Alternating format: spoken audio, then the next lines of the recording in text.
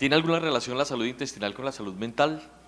¿Los trastornos intestinales tienen repercusión en la salud mental o por el contrario, todo lo que nos pasa a nivel emocional o a nivel mental tiene alguna consecuencia a nivel intestinal? Deberíamos entonces, en lugar de hablar de eje intestino, microbiota, cerebro, hablar de eje intestino, emociones. Hasta me tocó escribirlo, ¿ah? Doctor Aguasaco, bienvenido.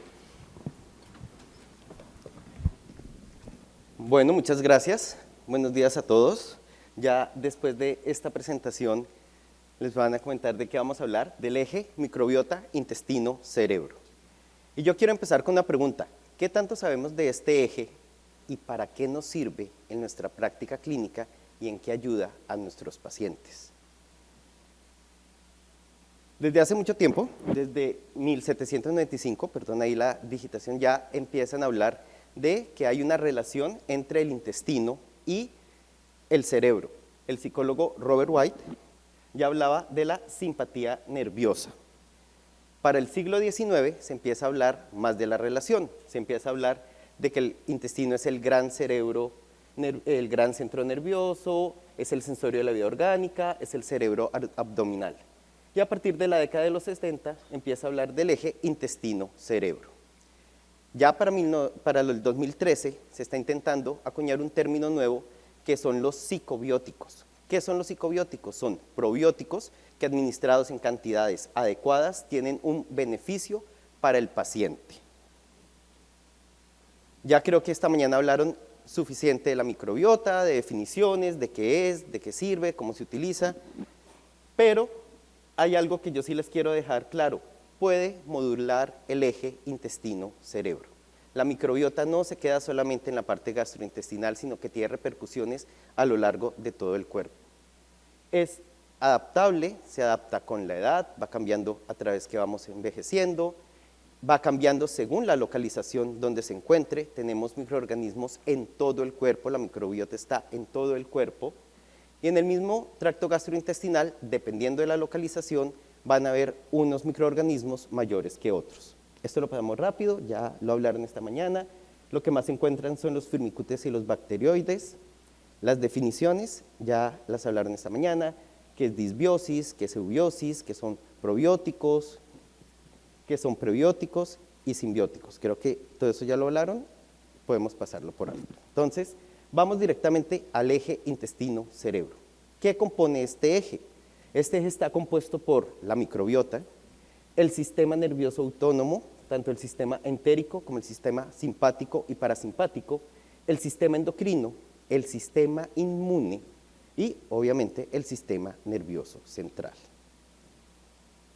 Resumido, está más o menos así las vías de comunicación. Hay una vía neural, hay una vía inmune y hay una vía endocrina.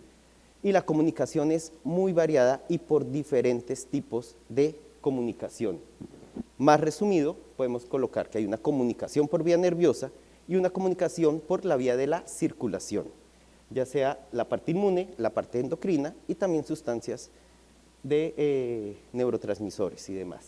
Y la parte nerviosa, pues, por el nervio vago, que es del que más vamos a hablar a continuación. Y esta diapositiva la coloco para recordarles cómo funciona el nervio vago, pero para mostrar que son más las vías aferentes que las eferentes. Es más la comunicación que el intestino le manda al cerebro que el cerebro lo que regula en el intestino. Entonces, si hay una comunicación, si hay una relación, sí se tiene que trabajar y se tiene que conocer. El nervio vago regula la homeostasis y la motilidad intestinal, regula la secreción intestinal, como todos conocemos, pero también está relacionado con la parte inflamatoria. Detecta citoquinas inflamatorias mediadas por receptores de reconocimiento y estas tienen implicaciones a nivel neuronal. Indirectamente, modula la respuesta inflamatoria del eje hipotálamo-hipófisis, que hace parte de todo este eje. Regula el nervio simpático y también regula toda la parte de la vía colinérgica. Y tiene receptores de serotonina. Cuando uno habla del eje intestino-cerebro, la mayoría de personas dice, ah, claro, es que el intestino secreta mucha serotonina, y es verdad, pero no es la única vía de comunicación. ¿Y por qué esto es importante? No sé si acuerdan sus clases de depresión, pero dependiendo de la cantidad de serotonina, asimismo el cerebro va a regular la cantidad de receptores y esto va a influir en las diferentes patologías. Aquí vemos cómo es la comunicación del nervio vago, puede ser por la parte de las células enterocromafines, las células enteroendocrinas, puede ser directamente por las glías intestinales y eso va directamente al cerebro, donde se relaciona tanto con diferentes estructuras como con el eje hipotálamo-hipófisis suprarrenal. Tenemos también las neurohormonas. Aquí no las llamamos neurotransmisores, sino neurohormonas porque ya viajan por todo el cuerpo. La serotonina, como habíamos hablado, el 95% de la serotonina que nosotros tenemos está a nivel gastrointestinal y la microbiota está relacionada con la serotonina. Tienen diferentes enzimas que actúan sobre los precursores del triptófano. Entonces, nos va a modular la serotonina intestinal. La microbiota también está relacionada con la dopamina. Una microbiota adecuada aumenta los niveles de dopamina e interviene con la liberación del GABA. Con la glutamato descarboxilasa, que es una enzima, parte de la producción de la síntesis del GABA. Y hablamos de los isocobióticos y les voy a poner diferentes ejemplos a lo largo de la charla. Por ejemplo, ya hay estudios donde han descubierto que algunos lactobacillus favorecen la producción de GABA a nivel gastrointestinal y aumentan la producción de GABA a nivel cerebral. Tenemos los ácidos grasos de cadena corta, que son productos de la microbiota, están relacionados con muchas funciones. Por decirlo de alguna forma, ellos hacen parte de los buenos de esta historia. Muestra de manera indirecta la función de la microbiota y actúa en diferentes niveles, sobre las neuronas, células endocrinas, células epiteliales. Viaja a través del cuerpo, pasa la barrera hematoencefálica, llega directamente al cerebro y activan directamente algunas partes del cerebro, como en el hipotálamo, regulan la liberación en el cerebro de GABA y de glutamato, aumentan los péptidos anorexígenos y de leptina, que son los que están relacionados con la sensación de saciedad. Por eso hoy en día toda la parte microbiota también se estudia no solamente en patologías psiquiátricas, sino por ejemplo en grupos de obesidad, en grupos de pacientes que desean bajar de peso. Se está viendo cómo es no solamente la buena alimentación, sino la parte de la microbiota, regula la barrera intestinal y regula la barrera hematoencefálica. Tiene acciones tanto a nivel del intestino de barrera como a nivel cerebrales de barrera. Tenemos el eje hipotálamo adrenal, regula la respuesta inflamatoria a través de las citoquinas, el cortisol estimula el nervio vago y actúa directamente sobre el intestino, y ejemplos de los probióticos específicos, por ejemplo, dando el lactobacillus, se han visto que los niveles de cortisol pueden bajar en los pacientes. Dentro del sistema inmune, ¿qué componentes tenemos a tener en cuenta? Pues el sistema innato inmune está regulado por la microbiota, y la microbiota, la alteración, produce lipopolisacáridos. Estos vienen a ser como los malos de la historia en cierto punto. Activan el sistema inmune, producen citoquinas inflamatorias, también atraviesan la barrera hematoencefálica y altera su permeabilidad, alteran las células gliales a nivel cerebral, que acuerden que son las que hacen la respuesta inflamatoria en el cerebro, y activan las neuronas en el tracto gastrointestinal. Tenemos las citoquinas inflamatorias. Van a ver a lo largo de la exposición que vamos a hablar de muchas, pero las que más se hablan es la 1A, la 1B, factor de necrosis tumoral, la 6, la 17. No es para aprendérselas, pero sí para tener en cuenta que hay una activación del sistema inflamatorio.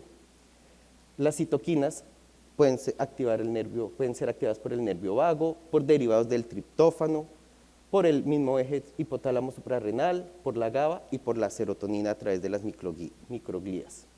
Y las citoquinas nos activan los nódulos linfoides mesentéricos. Entonces, ¿qué pasa si se nos afecta la microbiota? Hay pérdida de la barrera gastrointestinal. ¿Eso qué hace? Que empiecen a permeabilizarse sustancias que regularmente no pasan, como los lipopolisacáridos, y estos lipopolisacáridos nos van a activar todo un sistema inmune. Activan en el vago los receptores que ya les había comentado y disminuyen a nivel cerebral otros factores que son protectores, como el factor neurotrófico derivado del cerebro.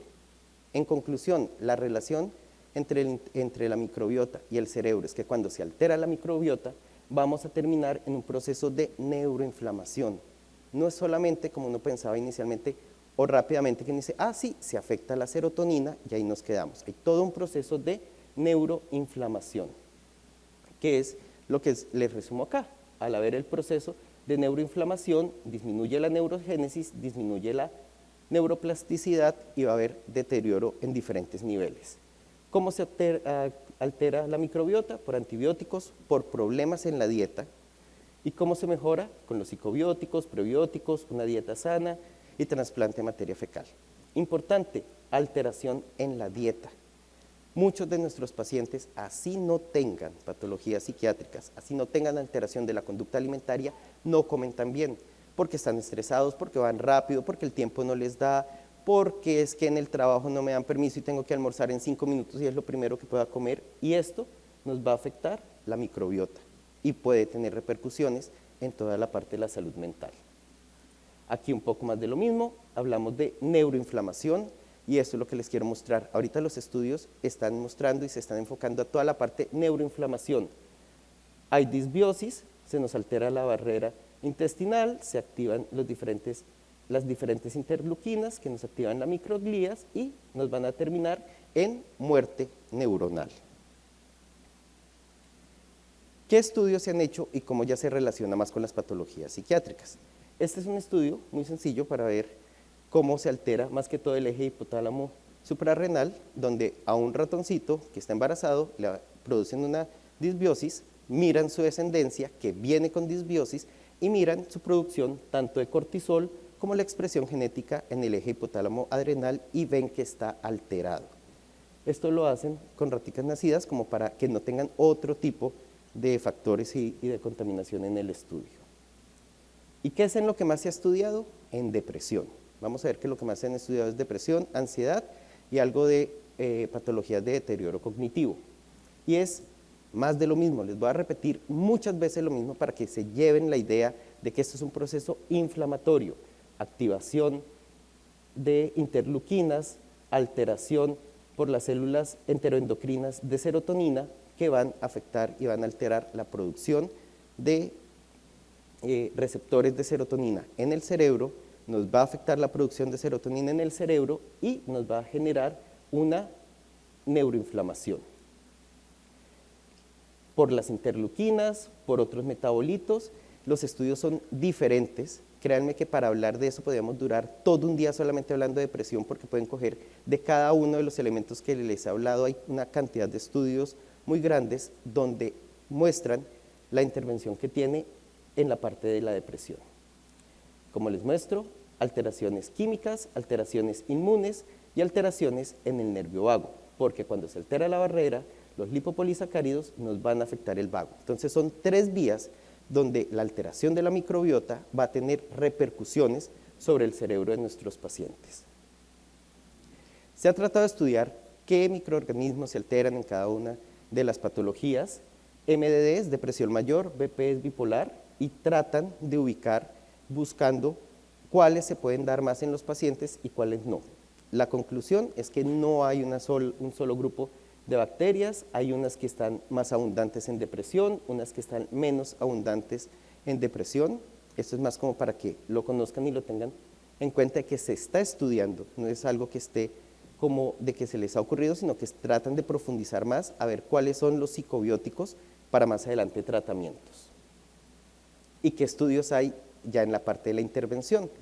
Este es un metaanálisis donde cogen 24 estudios, 19 son de intervención, de esos de intervención 17 son con probióticos, los otros 2 son solamente con prebióticos. ¿Y cuál es la conclusión? De esos 17, solamente 10 muestran mejorías en las escalas. Y de esos 10, 6 no tienen una respuesta significativa. Entonces, si hay cambios, si hay una neuroinflamación, pero todavía la parte de los estudios no está tan concluyente. Este es más optimista. Estos son 9 estudios donde dicen, ok, mejora más la ansiedad que la depresión. Hay algunos cambios, sobre todo cuando empiezan a mirar los marcadores, todos los marcadores de la respuesta inflamatoria disminuyen, pero este estudio es más optimista, porque ellos no se quedaron solamente en las escalas de medición, sino hacen escalas de bienestar del paciente, relacionando el bienestar con la salud mental.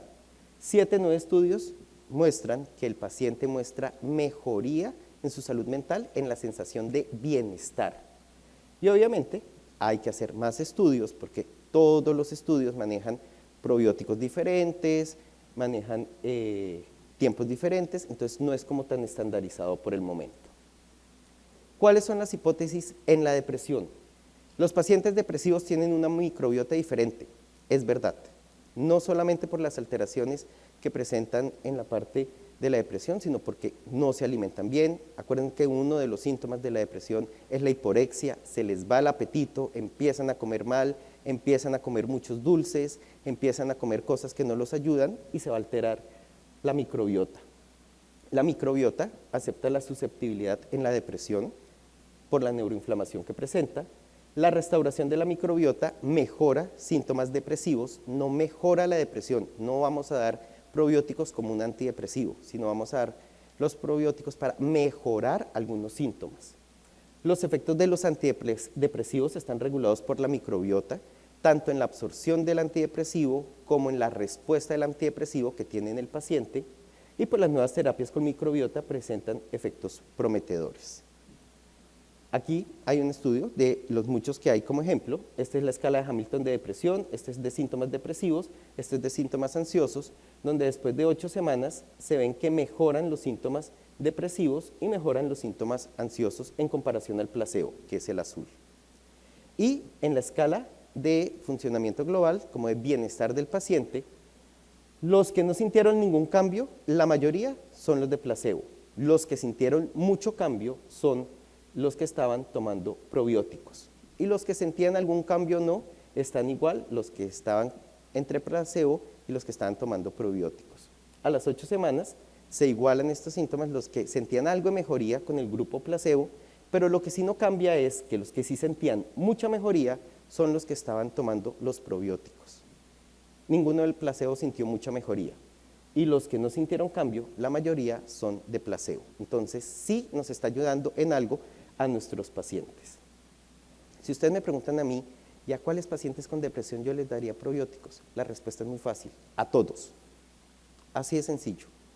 Vamos a ver que las recomendaciones, que si es depresión resistente, que si es depresión que no mejora con algunos antidepresivos, que si es a todos. Hay un proceso de neuroinflamación.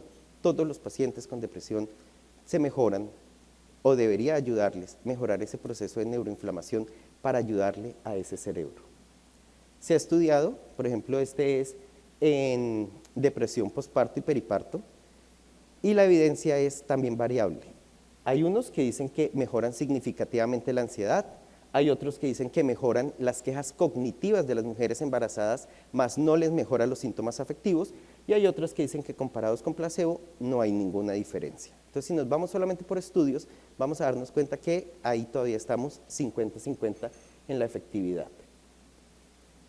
En depresión, en bipolares, se ha estudiado más que todo en depresión bipolar, más que en manía, y lo mismo, la literatura indica que hay alguna alteración, más que todo se estudia en depresión bipolar, y alterar o corregir la microbiota puede ayudar en algo a los pacientes que presentan depresión bipolar. Todas las conclusiones son las mismas, se necesitan más estudios, se necesita estandarizar más qué tipo de probióticos se están dando para que se puedan llegar a conclusiones que sean fuertes y estadísticamente significativas. Esto es con relación a los trastornos de la alimentación. Se ha estudiado mucho, pues obviamente si un paciente con anorexia, un paciente con trastorno de la conducta alimentaria no come bien, se le va a afectar la microbiota, y esto, ¿qué relaciones tiene? Más que todos los estudios en anorexia nerviosa, y se han visto todos los cambios inflamatorios, que es lo mismo que les he dicho en lo largo de la charla, que se afectan las interleuquinas, se afectan el factor de necrosis tumoral alfa, cuando no se alimentan los pacientes bien. Anorexia nerviosa, un poco más de lo mismo, en trastorno por atracones y en trastorno de la alimentación, hay las mismas alteraciones inflamatorias. Si en depresión yo decía que a todos los pacientes hay que ayudarlos de pronto con probióticos, en pacientes con trastornos de la conducta alimentaria, obviamente sería un target que hay que tener muy en cuenta. Estos pacientes tienen la microbiota muy alterada y tienen muchos factores inflamatorios asociados. Como les decía, hay diferentes revisiones, es también donde más se está estudiando hoy en día. Esta es una revisión sistemática, la mayoría de estudios en anorexia. Hay alteración de la microbiota con la restricción alimentaria y plantean la microbiota como una terapia adjunta, no para curar la anorexia, no para curar los trastornos de la conducta alimentaria, pero sí para ayudar a nuestros pacientes. Más en la parte de la ansiedad y de las alteraciones de la conducta alimentaria, lo mismo. El desequilibrio muestra que se restaura después de trabajarlo con algunas cepas de probióticos y plantean los probióticos como un preventivo o una herramienta para este tipo de patologías. ¿Qué más tenemos en esquizofrenia? Como les digo, se ha estudiado en todas las patologías de salud mental. Esta también es una revisión sistemática, 16 estudios, encontraron que los pacientes con esquizofrenia tienen alterada la microbiota, no se sabe directamente por qué, se cree que es por también la alimentación tan desordenada que tienen. Se plantea que todas las alteraciones en la microbiota y toda la neuroinflamación van a tener repercusiones tanto en los síntomas, que este es otro estudio que les voy a mostrar más adelante, como en el deterioro cognitivo que van a presentar los pacientes con esquizofrenia. La conclusión, lo mismo, se necesitan más estudios, los estudios son muy heterogéneos, no se puede llegar a ninguna conclusión. Es el que les comentaba de la severidad. Entre más severa los síntomas psicóticos de un paciente con esquizofrenia, se dieron cuenta que más alterada tenía la microbiota intestinal. Entonces, la alteración de la microbiota causa neuroinflamación, altera las barreras tanto hematoencefálica como intestinal, hay alteraciones metabólicas, hay agregación proteínas, hay estrés oxidativo y esto está muy relacionado con deterioro cognitivo. Estos son estudios que ya se hacen en demencia, en trastornos neurocognitivos, que es donde se está estudiando mucho. Los lipopolisacáridos, como les decía, que son los malos de esta historia, sobre todo en la parte de trastornos como la demencia tipo Alzheimer y deterioros cognitivos, activan la microglía, activan los receptores que hemos visto y tienen toda una cadena intracelular que en qué va a terminar. Neuroinflamación, muerte neuronal y empeoramiento de los trastornos neurocognitivos. Aquí plantean sobre todo demencias y depresión. Acuerden que nuestros pacientes deprimidos también se quejan de temas cognitivos y es uno de los criterios de depresión, que no puedan tomar decisiones, que sientan que piensan más lento, que se sienten que no son capaces de recordar o poner atención como antes, puede estar relacionado con toda la parte de neuroinflamación que presentan nuestros pacientes. Lo mismo en demencia también hay muchos estudios, mucho de qué hablar. Parece que los probióticos, en esta revisión que hicieron, tienen un efecto preventivo en mejorar algunas de las quejas tanto comportamentales como cognitivas en los pacientes con demencia. Puede ser una estrategia en el tratamiento de los pacientes y en la parte de prevención, y sobre todo lo que uno busca es eso, mitigar síntomas. Aquí no vamos a corregir la demencia, pero sí les mejora algo las quejas cognitivas y las quejas comportamentales. Aquí no lo coloco, no les hablé nada de autismo, pero por ejemplo, pacientes autistas, pacientes con retardo mental, cuando se les hace cambio de dieta, mejoran muchas veces su comportamiento. Dejan de ser tan impulsivos, dejan de ser tan agresivos y simplemente es un cambio de mejorarles la microbiota.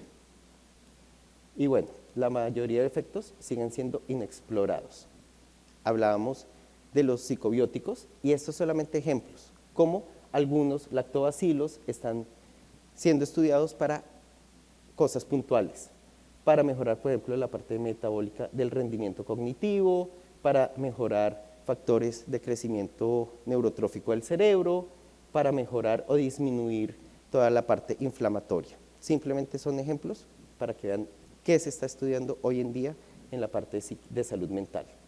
Y lo mismo, Aquí son todas las patologías donde se ha estudiado, no solamente es en demencias, se está estudiando en Parkinson, se está estudiando en Alzheimer, y las metas son diferentes. Están viendo quejas cognitivas, pues en Parkinson movimiento, también más que todo estrés oxidativo, quejas cognitivas.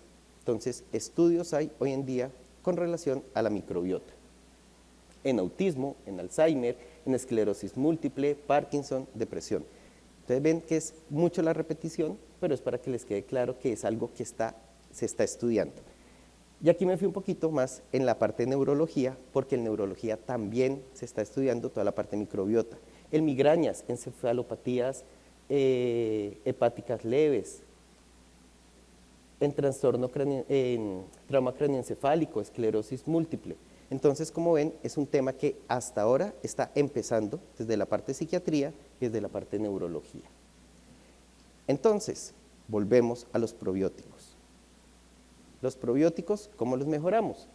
Con una buena dieta, haciendo ejercicio. La microbiota, ¿cómo la mejoramos? Con probióticos, haciendo ejercicio, con una buena alimentación, porque a veces se nos olvida la parte de la alimentación y queda como un cliché de haga ejercicio y coma bien para que esté mejor, y ya. Pero no tenemos el respaldo de decir, oiga, es un proceso que tiene unas bases de neuroinflamación para que el paciente también mejore. Comer bien y comer adecuado tiene una evidencia que nos va a cambiar y nos va a mejorar en la parte emocional. Lo mismo, las vías que se trabajan con los probióticos, vías del triptófano, inmunes, del sistema nervioso entérico y la activación del vago.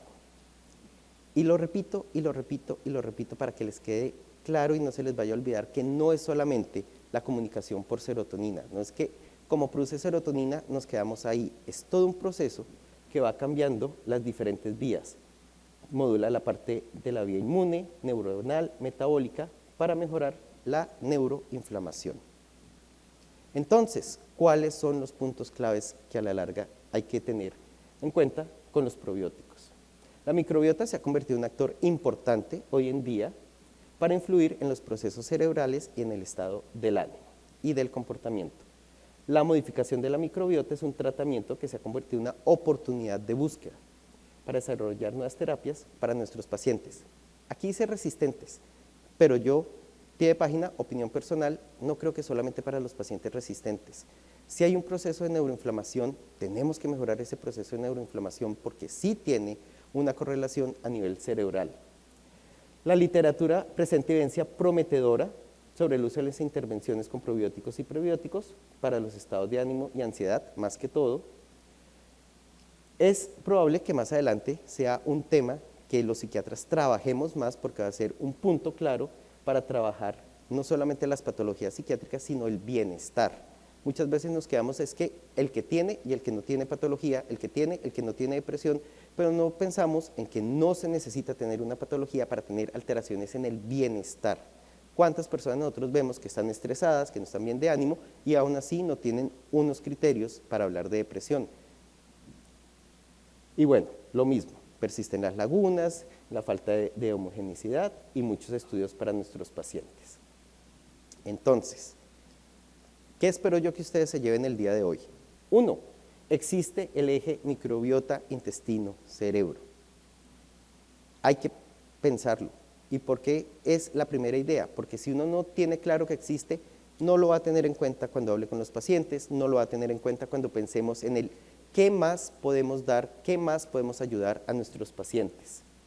La comunicación, ya la vimos, endocrina, inmune, neural. La disbiosis afecta la neuroplasticidad, disminuye la neurogénesis y aumenta la neuroinflamación. Hay muerte neuronal. La microbiota pues, se ha convertido en un factor clave en influir en la patología. Los probióticos se han demostrado como utilidad en terapias alternativas para ayudar a nuestros pacientes y hay que conocer más del uso, tanto de la microbiota como el uso de la microbiota y hay que conocer más del uso de los probióticos. Yo que los invito. Este es un tema muy amplio. Aquí solamente es como si yo les estuviera dando el tráiler de una película muy larga que hay que tener en cuenta. Siempre nuestros pacientes llegan y dicen, ¿qué más me pueden dar? ¿Cómo más me pueden ayudar? O nosotros lo pensamos, ¿y qué más puedo hacer por mi paciente? Bueno, aquí tenemos una opción prometedora de cómo podemos ayudar a nuestros pacientes a mejorar la neuroinflamación que va a tener todas sus repercusiones a nivel cerebral. Muy bien, muchas gracias. Muchas gracias, doctora Guasaco. Preguntas por acá, el doctor Roosevelt levanta la mano. Doctor, muchas gracias por su presentación.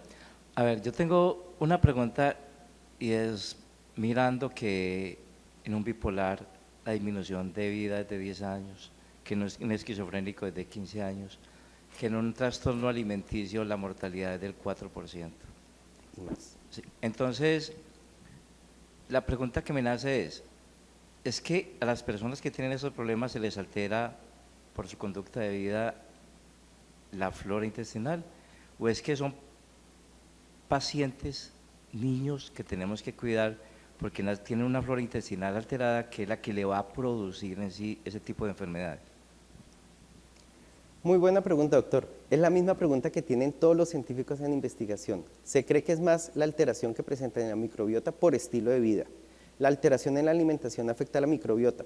Como les decía, en los trastornos alimenticios es clarísimo que estos pacientes, al alterar su alimentación, alteran la microbiota. Pero en pacientes, por ejemplo, bipolares y esquizofrénicos, los estudios no tienen nada concluyente, pero sí se piensa que es más por el estilo de vida y el estilo de alimentación. Sabemos que un paciente bipolar muchas veces está tomando medicamentos, no está haciendo ejercicio, también come muy mal, en momentos de crisis se va sin comer a tomar, fumar y demás, y eso les afecta a la parte de la microbiota. Pero que se tenga claro qué es primero, no se sabe. Hasta donde tenemos entendido, la microbiota va cambiando y pues los niños que tenemos a los que tenemos ya cuando son adultos es totalmente diferente. Es más por los estilos de vida que presentan o por lo que consumen. Antibióticos y demás también los afecta. Pero hoy en día se piensa que es más por el estilo de vida. Y pequeño paréntesis, con respecto a la parte de la sobrevida, es verdad, los pacientes con con esquizofrenia y bipolares viven menos, se mueren por más causas físicas y no solamente causas psiquiátricas, y es un tema muy interesante, pues eso también está en estudio porque se ha visto que los pacientes esquizofrénicos se enferman más de problemas respiratorios, problemas infecciosos, problemas más que todo infecciosos, y no se sabe el por qué. Una teoría también está relacionada con la parte de la microbiota y toda la alteración de la barrera gastrointestinal. Entonces está en estudio. Esa misma pregunta que usted tiene la tienen hoy en día los investigadores. Ojalá que en un tiempito se la pueda responder. Lo felicito, doctor, porque pues yo veo desde el panorama, desde otro punto de vista, y realmente lo felicito porque primera vez que un psiquiatra nos habla de la microbiota a los gastroenterólogos, porque por lo menos en el consultorio me ha pasado, como he dicho, me volví una psicogastroenteróloga y el mayor problema es trabajar en equipo. O sea, el paciente le nombra, a nosotros ya los tenemos con probióticos, le hemos modulado el colon con la rifaximina, le hemos hecho todo, pero nos toca hacer la psicoterapia nosotros, y qué lío tan grave para que vayan al psiquiatra, porque ellos no tienen necesidad de ir y eso definitivamente no está sucediendo. Entonces, pienso que definitivamente el futuro son los grupos multidisciplinarios en que estemos todos trabajando en conjunto para el paciente. Incluso el psiquiatra que trabaja conmigo no se hace pasar por psiquiatra, muy querido, y me ha ayudado en pacientes que definitivamente son trastornos tan grandes, mujeres que han sido violadas, cosas así, pero que nunca jamás quisieron aceptar que empezaron los problemas desde mucho tiempo atrás. Respecto a trastornos alimenticios, nosotros trabajamos con Equilibrio, y Equilibrio nos queda al lado y resulta que un 90% de niñas ya son vegetarianas y el problema es que tienen dietas muy restrictivas y cada vez más. Entonces realmente todo es un manejo multidisciplinario para poder ayudar, y lo más importante es lo que la Asociación Colombiana de Psiquiatría, yo creo que somos nosotros los que más hemos avalado que no van al psiquiatra los locos y que se deje estigmatizar a los pacientes, porque, doctora, usted me está diciendo loca que me está mandando a psiquiatría. No, es que vamos a hacer un tratamiento conjunto. Gracias. aquí no lo coloqué, pero también los estudios de la alteración de la microbiota, el síndrome intestino irritable y de las alteraciones emocionales, también hay una cantidad de información que uno no se imagina.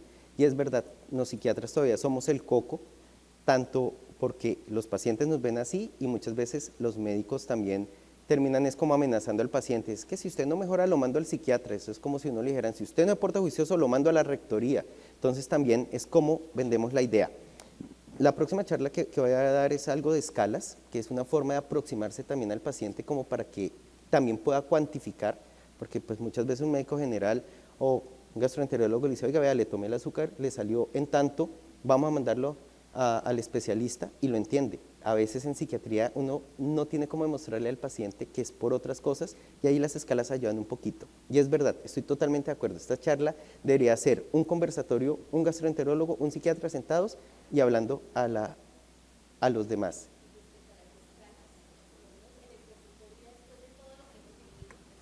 Yo les hago una escala que se llama de HATS y por lo menos para los médicos, no psiquiatras, nos ha sido muy útil. Total. Cuando el paciente tiene un grado de ansiedad en esa escala, es validada completamente científicamente, más de 7 o depresión mayor de 7, ya a los que no somos psiquiatras ya uno lo ayuda a hacer que el paciente se dé cuenta, porque lo más difícil es que él diga, yo realmente estoy ansioso, yo realmente estoy deprimido, yo necesito ayuda, mi insomnio es porque algo está sucediendo. Total. Pregunta. Sí, buenas tardes, gracias, profe, por su exposición. Mi pregunta es, ¿se sabe algo al respecto en esos fenómenos de neuroinflamación de la proteína tau y la proteína beta amiloide? ¿A partir de qué bacterias del intestino se puede estar produciendo? Porque son un blanco de atención hoy en la medicina. Sí, no se sabe a partir de qué bacteria. Cuando hablábamos ahí de agregación de proteínas es de toda esta parte y no se sabe todavía, está en estudio. Entonces están viendo a ver si son más los lactobacilos, que es donde más están estudiando toda la parte de demencias, pero todavía no se sabe que haya una en especial que se afecte, que disminuya, que sea la que aumenta la producción de proteínas. Es toda la parte de la neuroinflamación. Entonces todavía no se tiene algo así puntual, no. Aquí todavía estamos muy crudos. Todo es, parece, se ve, cómo, pero no hay nada puntual en estos momentos. Bueno, doctor, muchas gracias. Un aplauso para el doctor Aguasaco. Gracias por su intervención y su compañía. Megalabs. Somos bienestar.